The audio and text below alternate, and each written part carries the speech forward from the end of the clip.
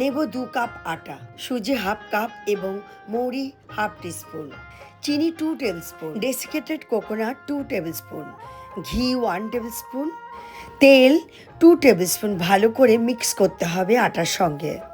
ময়ামটা এরকম পারফেক্ট হতে হবে। অন্য একটা জায়গায় হাফ কাপ গুঁড়ো চিনি মিশিয়ে রাখতে হবে দুধের সঙ্গে। অল্প অল্প করে আটার মধ্যে মেশাতে হবে। ছোট্ট ছোট্ট ডো তৈরি করে এই ঠেকুয়ার সাজে দিয়ে সুন্দর বানিয়ে নেওয়া যায় ঠেকুয়া।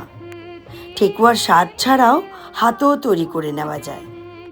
টুথপিকের কাঠির সাহায্য নিয়ে আমি এখানে বানিয়ে নেব হাতে কি করে ঠেকুয়ার সাজ বানানো যায়। বিভিন্ন রকমের এরকম ডিজাইন দিয়ে দেওয়া যায়। এগুলোকে ভালো করে ডুবো তেলে ভাজতে হবে। লাল লাল হয়ে গেলেই ঠেকুয়া একদম রেডি। ঠেকুয়া আমাদের রেডি হয়ে গেছে। একটা ভেঙে একটু দেখা যাক।